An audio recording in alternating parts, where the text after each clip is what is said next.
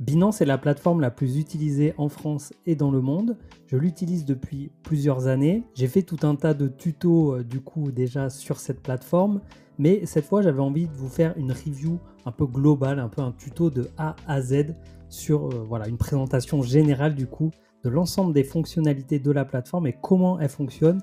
Si aujourd'hui vous voulez vous lancer dans les cryptos ou que vous voulez vous lancer sur Binance, vous aurez dans cette vidéo tout ce dont vous avez besoin de savoir.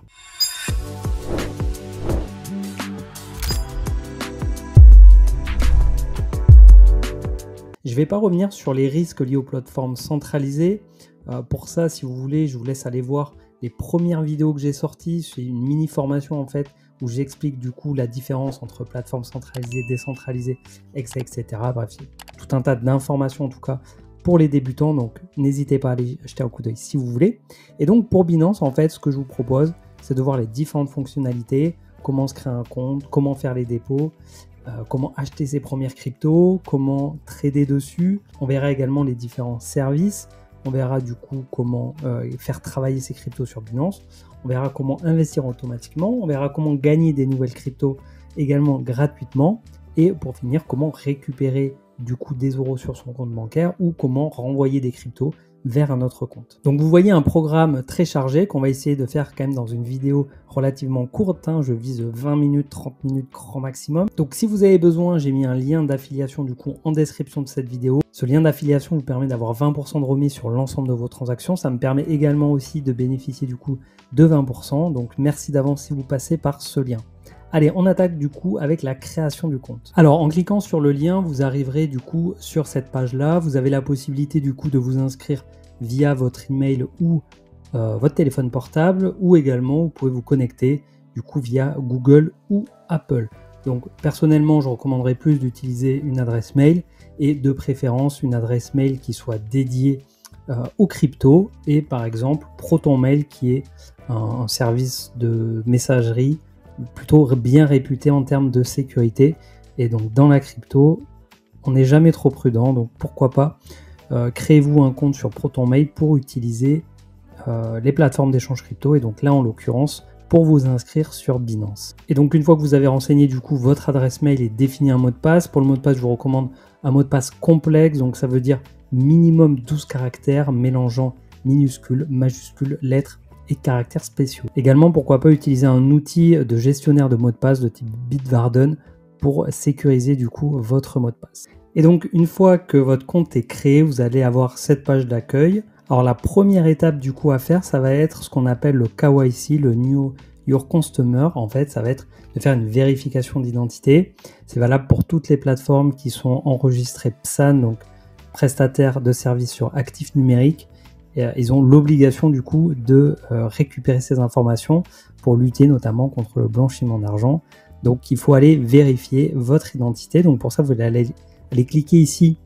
Donc là, vous avez le petit logo là et vous allez cliquer sur compte. Donc il y a 3 niveaux de vérification. Il y a le niveau vérifié, vérifier plus et vérifier plus avec des limites fiat qui vont être supérieures. Donc la première étape du coup, ça va être les informations personnelles. Il va falloir pour ça justifier d'une pièce d'identité. Donc ça va être soit la carte d'identité, soit le passeport. Faire une reconnaissance faciale et répondre à un questionnaire. Donc généralement ça se passe sur l'application, je ne l'ai pas précisé, mais là on est sur l'interface ordinateur. D'ailleurs si vous voulez que je fasse une vidéo de ce type là sur l'application mobile, c'est tout à fait possible, il suffit de vous le dites en commentaire et je la ferai. Donc ça c'est la première étape, on va dire basique. Ensuite il y a l'étape vérifier plus, donc là on va fournir un justificatif de domicile et ça permet du coup d'augmenter les premiers plafonds et après du coup vraiment pour monter plus haut, mais là moi, j'ai pas ce besoin-là, donc j'ai pas été encore jusque-là. Vérification approfondie, du coup, je pourrais pas vous dire en quoi ça consiste, mais déjà, quand on est sur un vérifier plus, on a des limites qui sont quand même assez élevées. Voilà, si on regarde dépôt de fiat et limite de retrait, on est à 2 millions d'USD par jour. Il n'y a pas de plafond de dépôt de crypto et la limite de retrait crypto, c'est 8 millions d'USDT par jour. Voilà. J'aimerais bien en être là, mais malheureusement, j'en suis pas encore là. Donc voilà pour la partie KYC. Ensuite, la deuxième étape qui est très importante, c'est la sécurité. Donc en fait, la sécurité, il y a plusieurs niveaux de sécurisation. Moi, ce que je recommande absolument, c'est le 2FA, l'authentification à 2 facteurs.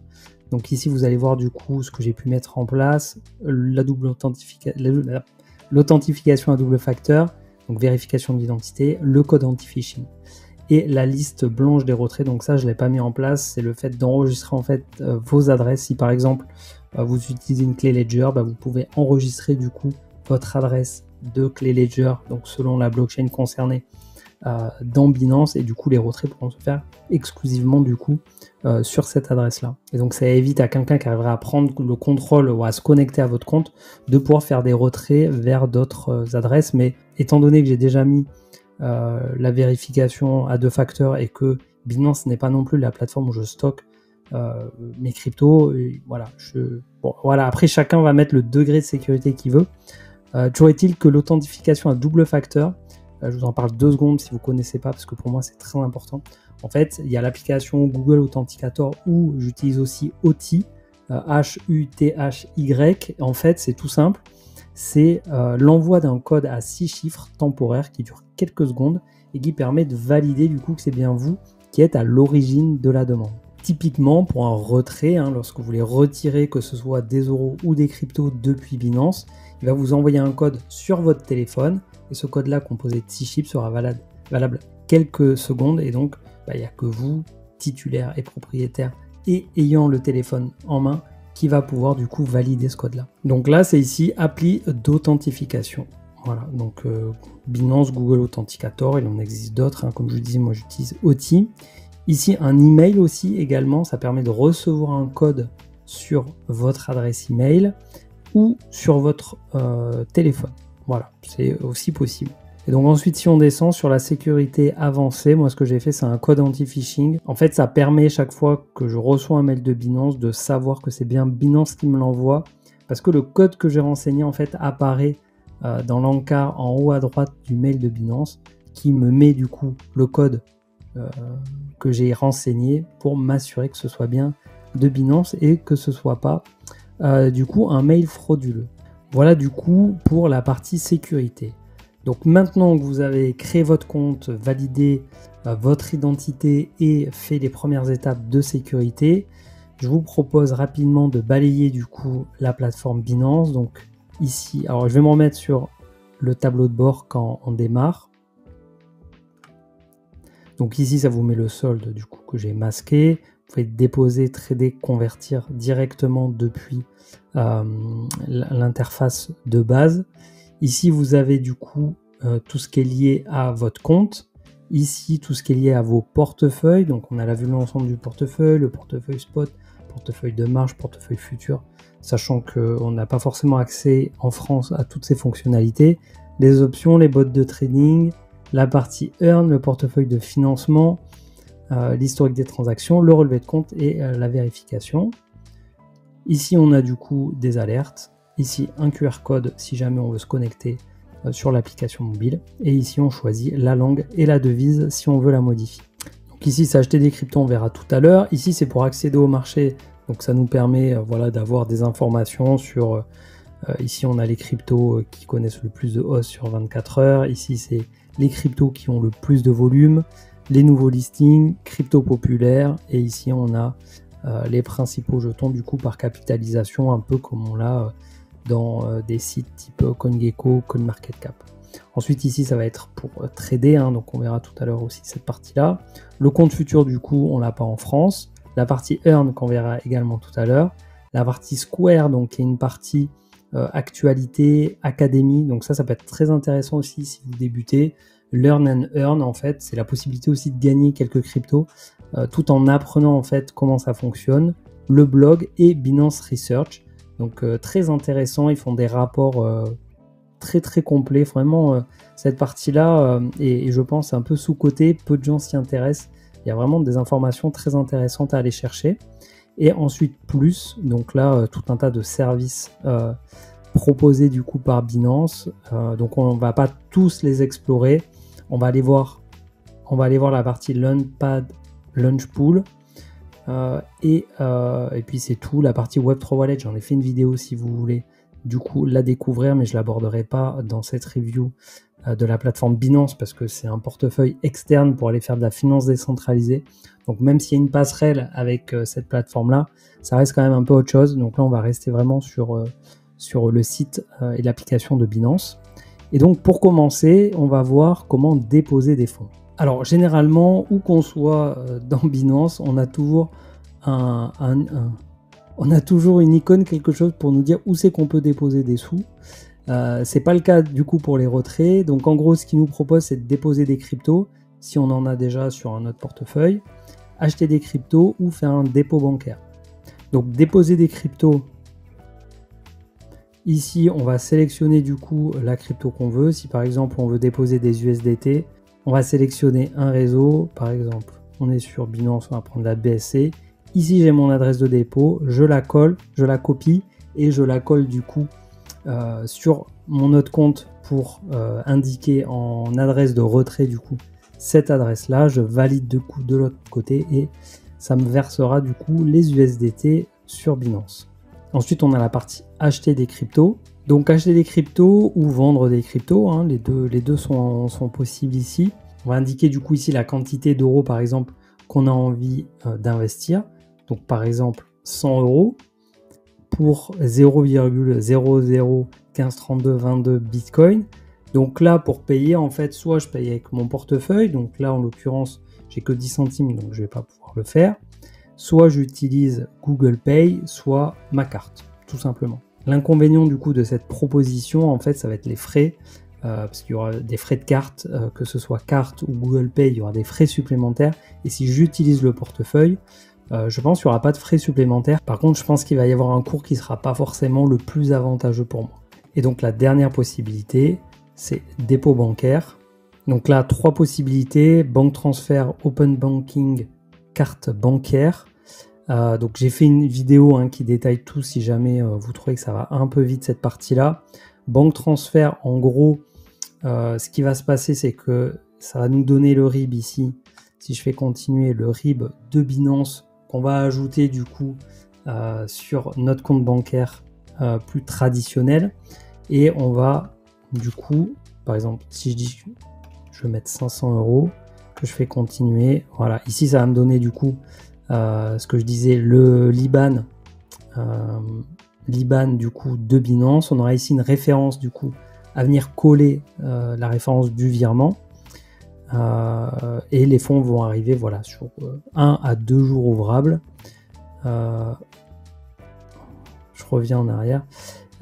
Mais la particularité en fait, c'est que ça va être crédité en USDT. Et ça pour moi, c'est vraiment... Attends, je vais revenir dessus. Parce que je sais pas, j'ai peut-être zappé l'info. Voilà, c'est ça. Le ratio en fait, on va avoir 1 euro pour 1,06 USDT. Et ça, c'est pas vraiment favorable en fait. Puisque aujourd'hui, au moment où je tourne la vidéo, le taux il est de 1,08. Voilà, je vais faire une petite capture du coup que je vais faire apparaître sur l'écran. Donc ça pour moi c'est vraiment problématique en fait parce que c'est des frais qui sont pas clairs mais qui sont relativement importants puisqu'il y a un écart de 8 à 9%, donc c'est pas vraiment pas négligeable quoi. Au final ça revient même plus cher que par carte bancaire où les frais sont de 2%.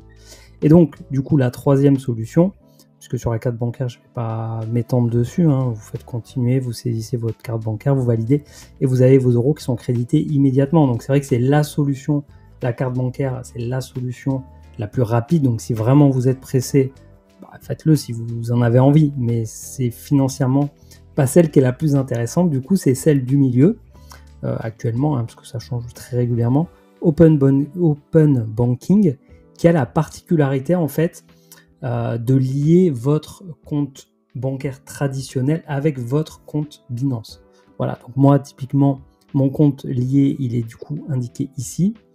Et du coup, ça se fait beaucoup plus simplement. On renseigne le montant. Une fois que ça a déjà été fait, en tout cas, on fait continuer, on valide. Du coup, ça nous connecte. Enfin, ça nous connecte. Ça ouvre notre espace client dans notre compte bancaire traditionnel. On se connecte, on valide. Et du coup, le virement se fait dans les jours qui suivent. Et ensuite, charge à nous, du coup, d'acheter des USDT ou d'autres crypto selon notre stratégie. Donc voilà un peu les différentes façons de déposer des cryptos ou d'acheter du coup facilement des cryptos. Maintenant que nous avons nos euros ou nos USDT crédités sur notre compte Binance, on va du coup aller acheter des cryptos, on va aller dans Trader Spot.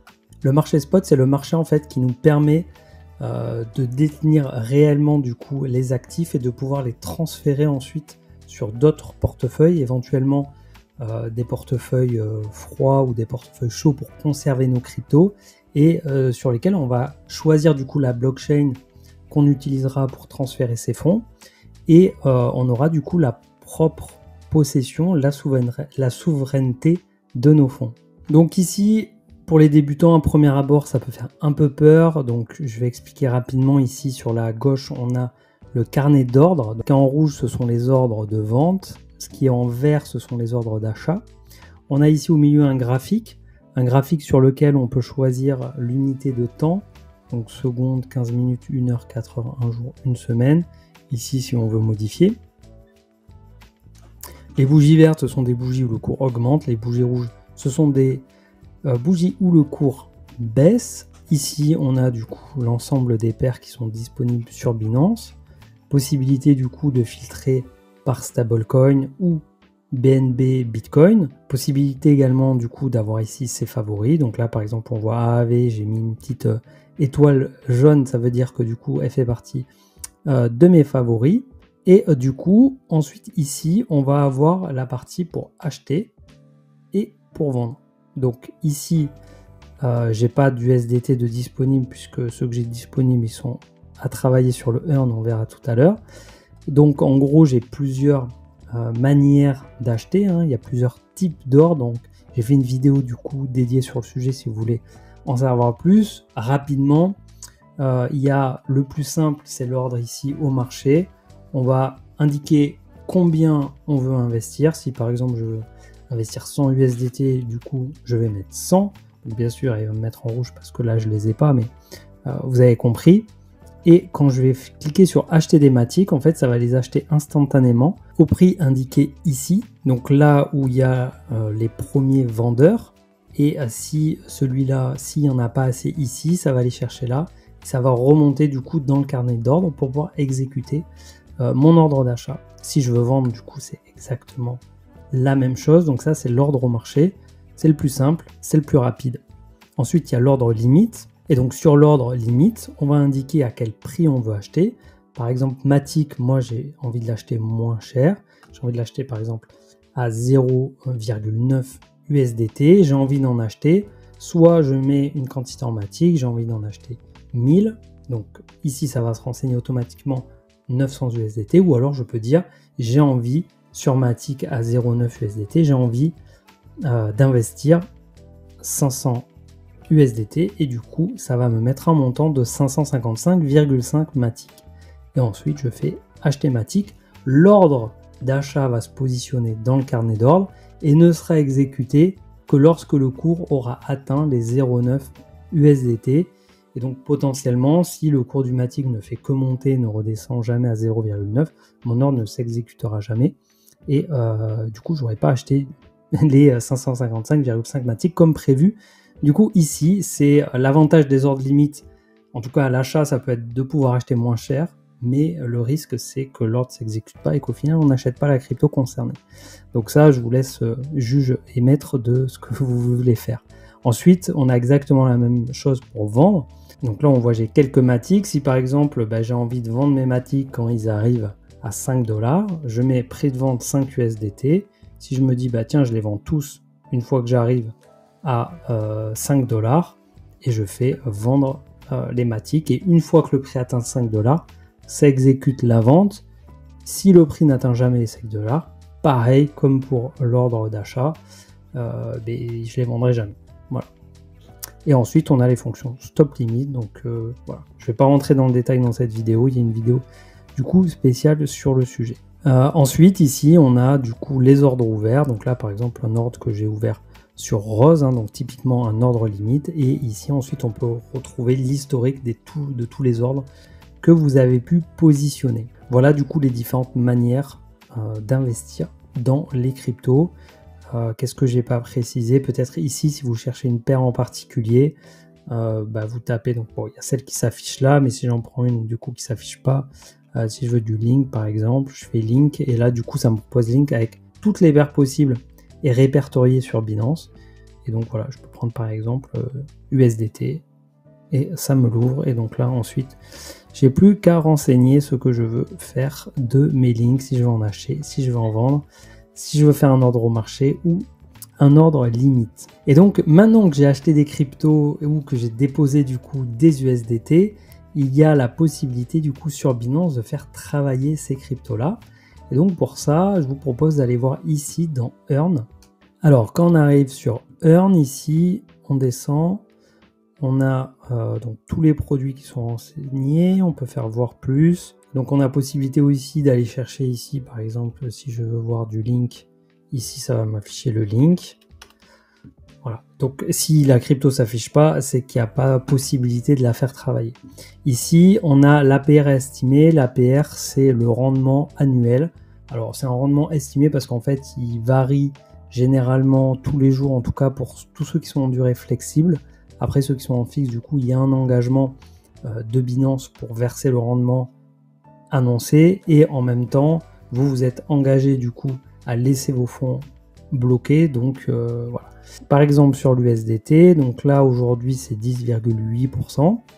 Donc je clique ici, je fais souscrire et ici du coup voilà, je renseigne la quantité d'USDT que je veux stacker et je fais confirmer tout simplement. Donc ça c'est pour ce qui est en flexible. Ensuite, pour ceux qui sont fixes, on va voir la différence. Donc pour BNB, il propose BNB Volt 15, 30, 60, 90, 120. Donc ça c'est un nombre de jours. Plus on bloque longtemps, plus l'APR augmente. Et le BNB Volt, en fait, bon ça c'est vraiment particulier, c'est vraiment que pour le BNB parce que c'est Binance et que BNB est la crypto de Binance. Ça permet du coup d'avoir un tout petit rendement dessus, mais ce qui est surtout intéressant en fait, c'est que les BNB vont automatiquement être mis en stacking lorsqu'il y a des launch pools. Ça, on verra tout à l'heure, du coup, la partie launch pool. Et donc, vous pouvez choisir, du coup, sur les cryptos que vous avez, les cryptos sur lesquels vous avez investi. Voilà, si vous voulez les garder un peu sur Binance, autant pendant ce temps où ils ne sont pas utilisés, autant les faire travailler. L'inconvénient, c'est que vous ne pouvez pas positionner des ordres de vente si elles sont en train de travailler. Mais en ce moment, de toute manière, sur les cryptos, globalement, il n'y a pas des très très gros taux d'intérêt. Les taux d'intérêt sont surtout intéressants pour des cryptos en proof of stake. Si vous faites du stacking on-chain, là, ça peut être intéressant. Ou alors, en tout cas pour Binance, là, pour ce qui est proposé, c'est l'USDT qui est à 10,81%, donc ce qui n'est pas trop mal. Et ce qui s'explique du coup dans les phases de bull run, dans les phases de marché haussier où les gens vont vouloir emprunter des USDT pour investir dans la crypto, forcément ça amène un peu plus de demande sur l'USDT et donc un rendement plus intéressant pour ceux qui prêtent du coup leurs USDT. Donc là, c'est pas nous qui prêtons directement, en tout cas si on utilise cette interface là de Binance, c'est Binance en fait qui fera l'intermédiaire et qui prêtera, puisque le rendement aujourd'hui que Binance donne à ses clients, elle va bien le chercher quelque part, c'est pas de l'argent qui sort de nulle part, c'est que généralement c'est mis à travailler dans la finance décentralisée. Ici vous avez la possibilité à parier mes actifs, très intéressant, ça permet du coup de faire apparaître ici uniquement les cryptos sur lesquels vous avez investi. Voilà, donc là on est sur simple earn, on a également du coup le TH. Alors le stacking de TH, je vous montre rapidement, mais c'est pas un produit que j'utilise, je trouve pas ça très intéressant, aller chercher 2,93% d'APR sur de l'ETH, bon voilà, je vois pas vraiment l'intérêt d'aller prendre un risque aussi faible soit-il pour un rendement aussi faible. Donc voilà, c'est proposé par Binance. En fait, on investit des ETH et on a en échange du coup un WB ETH, donc qui est la preuve en fait de notre dépôt. Ce WBETH il peut être utilisé dans la finance décentralisée, donc à la limite pour ceux voilà, qui sont un peu plus avancés et qui veulent aller dans la DeFi, pourquoi pas, mais franchement, je suis pas ultra fan de ça. Mais ça fait partie voilà, des produits Earn qui sont pas très compliqués. Ensuite, on a le BNB Volt. Donc ça, le BNB Volt, hyper intéressant. On a un APR qui est de 0,37%, donc vous me direz, mais c'est nul, pourquoi tu dis que c'est intéressant? Tout simplement parce que en fait, c'est pas les 0,37% qui sont intéressants, c'est le fait de participer automatiquement à tous les launch pools. Si je descends ici et que je fais historique des récompenses, vous voyez toutes les cryptos que j'ai reçues automatiquement. Alors, plus ou moins automatiquement parce qu'il y a des périodes où c'était pas dans le Vault, en fait, c'est moi qui allais participer manuellement au launch pool. Mais du coup, ça, c'est toutes les récompenses des launch pools que j'ai eues depuis que je suis sur Binance et que je mets en stacking du coup mes BNB pour participer à ces différents événements. Et il faut reconnaître que depuis fin 2023, c'est quand même plutôt pas mal tout ce qui a été distribué. Alors le dernier élément que je trouve très intéressant dans la partie Earn, c'est l'Auto Invest. Donc l'Auto Invest, ça consiste à programmer un plan d'investissement, donc qui va, comme son nom l'indique, investir de manière automatique. On va pouvoir choisir une crypto ou un panier de crypto, définir le montant et la fréquence d'investissement. Ici, en fait, on a la liste du coup des cryptos qui sont disponibles à l'Auto Invest. Ce n'est pas le cas de toutes les cryptos. Ici, bon, on a à titre d'information la performance de chacune des cryptos selon une durée de temps. On peut ici chercher une crypto. Par exemple, si je cherche Link, je tape Link et là, donc j'ai possibilité ici de créer un plan sur la crypto. Donc si on va prendre cet exemple-là, si je fais créer un plan, ici je vais déterminer du coup si je suis sur une crypto ou si je veux en rajouter d'autres. Donc là par exemple, je peux mettre donc 100% sur Link, mais je peux aussi mettre 50%. Et ici je fais ajouter des cryptos, je vais mettre allez, Bitcoin, confirmer. Et je peux mettre 50 Bitcoin, 50 Link, c'est vraiment à titre d'exemple. Hein. Et donc le montant par période, je peux dire si je veux mettre $100, 100 USDT par mois. Je vais me positionner ici en mensuel. Et donc là, comme j'ai deux cryptos, ça va mettre 50% de mes 100 USDT, donc 50 USDT sur BTC, 50 USDT sur Link. Et ça, tous les mois, donc je vais dire quel jour du mois, l'heure à laquelle je veux que l'ordre se déclenche. Donc si je mets par exemple, ici je veux que ce soit le premier de chaque mois. Ici je fais confirmer et en fait ça va me valider le plan d'investissement. Voilà, donc là je ne vais pas le faire, mais vous avez compris le principe. Ici il y a possibilité de choisir le portefeuille dans lequel ça va prendre. Donc par défaut, ça va aller prendre les USDT dans le portefeuille spot. Maintenant, là, vous voyez, moi, j'en ai pas dans le portefeuille spot. Mais par contre, c'est coché d'aller dans le portefeuille simple Earn sur les USDT, du coup, qui sont en train de travailler. De pouvoir, du coup, aller chercher les USDT, du coup, qui sont en Earn. Ce qui est important de noter, ce sont les frais de transaction, donc 0,2%, donc c'est 0,2 USDT du coup, puisque j'ai un montant d'investissement de 100 USDT, alors que en temps normal, on est sur 0,1%. Si on a choisi BNB, on a 25% de remise, et si en plus vous avez utilisé un lien d'affiliation, vous pouvez avoir 20% de remise supplémentaire.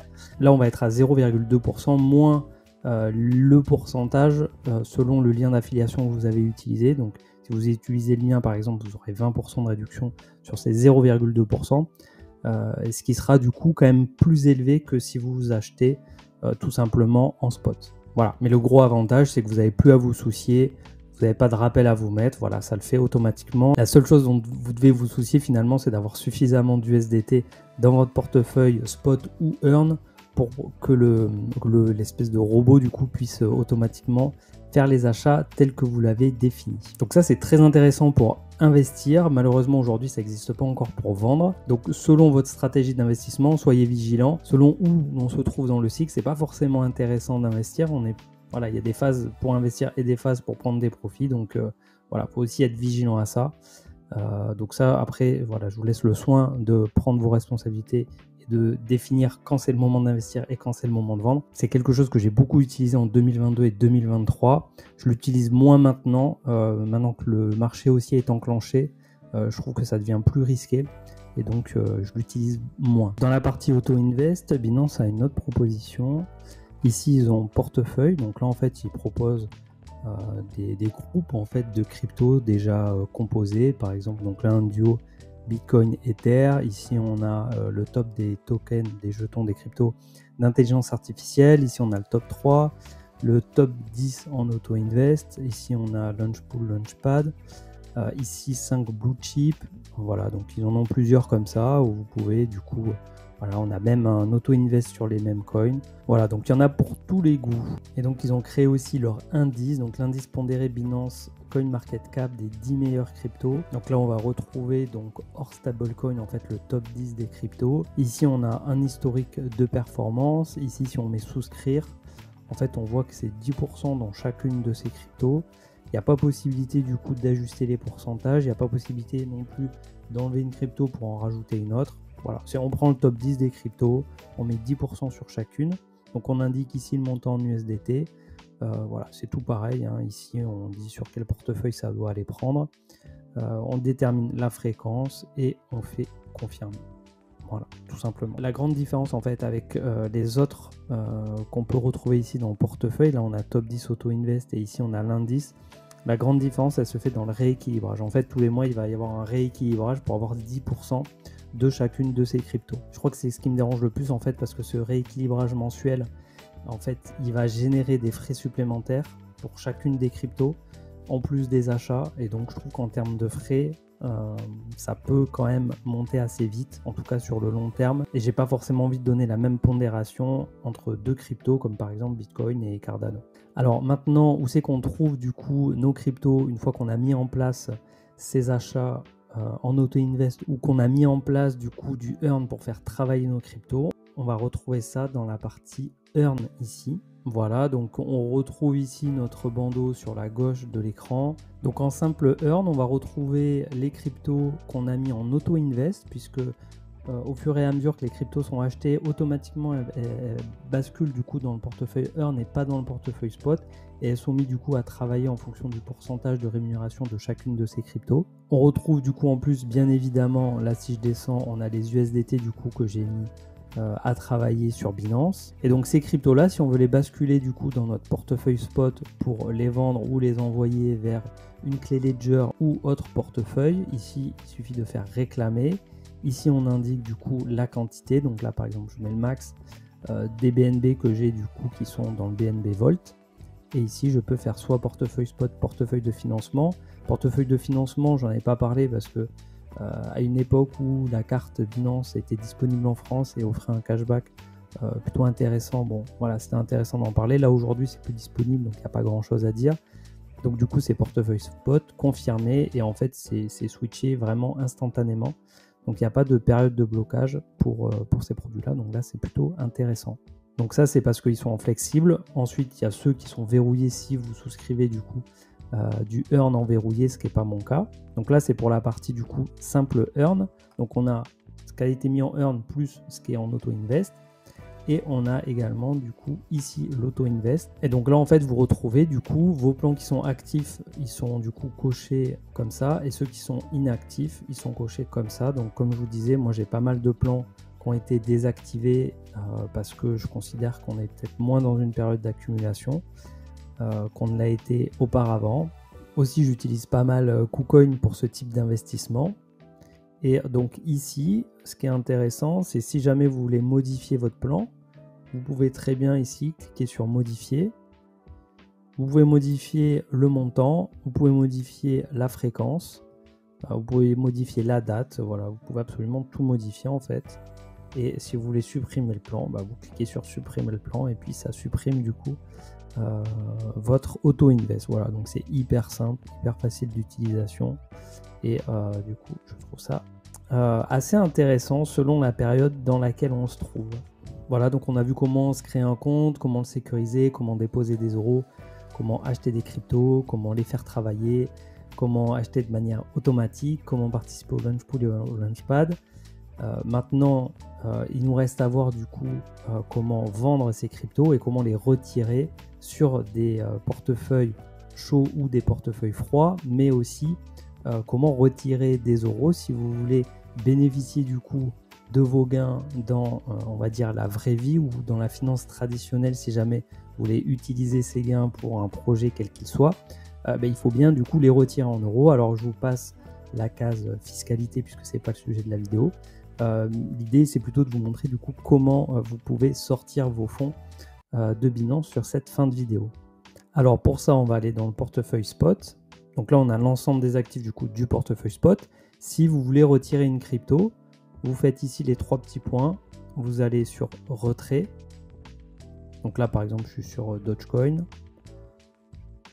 Ici vous allez coller l'adresse, donc si vous voulez retirer vers un portefeuille chaud, un portefeuille froid ou même vers une autre plateforme d'échange centralisée. Vous allez, comme on a vu tout à l'heure pour faire le dépôt, vous allez récupérer du coup votre adresse. Vous allez récupérer votre adresse de portefeuille, vous allez venir la coller là. En fonction du coup de l'adresse détectée, ça va vous proposer le réseau adéquat. Là par exemple du coup on est sur Doge, donc il nous propose soit Dogecoin, soit la BSC. Si je prends par exemple Doge, je colle l'adresse, j'indique du coup la quantité à retirer et je fais retrait. Voilà, donc je ne vais pas aller jusqu'au bout, mais c'était pour vous montrer du coup où ça se trouve. Donc ça c'est pour la partie crypto. Donc ce qu'il faut surtout bien s'assurer, c'est que l'adresse soit sur la bonne adresse du bon réseau. Donc ça c'est pour la partie crypto. Et ensuite du coup si c'est des euros, vous faites euros. Et si vous faites hop, retrait. Si vous avez besoin d'aller un peu plus en détail que ce que je vous montre là, j'ai fait une autre vidéo du coup sur le sujet où je rentre vraiment plus en détail de chacun des cas de retrait possibles. Et donc là, deux possibilités, hein, comme pour le dépôt, sauf la carte bancaire qui n'est pas disponible. Mais là, du coup, c'est soit vous avez lié votre compte bancaire à votre compte Binance avec Open Banking. Donc là, ça vous coûte à partir de 0,50 centimes de frais, 0 à 7 jours ouvrables. Donc là, ça va être assez rapide puisque du coup, vous avez déjà connecté votre compte bancaire. Si ce n'est pas le cas, du coup, il faudra le faire. Hein. Si par exemple, vous aviez déposé par carte bleue et que vous n'avez pas lié votre compte bancaire, là, il y aura une opération du coup, pour lier votre compte bancaire. Mais la procédure est le même que pour le dépôt. Et ici, banque transfert donc par SEPA. Donc là, du coup, ça va prendre sur votre solde USDT. Il va y avoir un taux de conversion. Donc, comme pour le dépôt, je ne suis pas fan de cette solution-là puisque ça génère un peu des frais cachés liés au taux de conversion. Ici, vous avez le ratio du coup pour la paire euro USDT et voilà, il est pas très intéressant. Donc voilà, comme pour le dépôt, il y a 8-9% d'écart, ce qui est juste énorme. Donc vraiment, moi, je privilégie du coup l'option d'Open Banking en liant votre compte de la banque traditionnelle à Binance. Voilà pour cette review complète de la plateforme Binance. On a vu du coup toutes les fonctionnalités offertes par la plateforme, en tout cas celles qui pour moi me semble intéressante ou indispensable. Faites-moi savoir dans les commentaires si le même type de vidéo pour l'application mobile vous intéresse ou pas, sachant que sur l'appli mobile, en fait, il y a d'autres fonctionnalités. Je pense notamment à Binance Lite, qui est une version plus allégée, plus simple de Binance. Et il y a également le Web3 Wallet. Donc j'ai fait une vidéo déjà dessus, donc qui permet en fait d'accéder au service de la finance décentralisée directement depuis son application Binance. Si vous avez besoin d'autres vidéos tuto pareil, n'hésitez pas à me le faire savoir. Si vous êtes encore là jusqu'à la fin de cette vidéo, merci beaucoup. Je vous donne rendez-vous du coup la semaine prochaine pour une nouvelle vidéo. Une nouvelle vidéo du coup qui sort tous les jeudis à 14 h. D'ici là, portez-vous bien, à très vite.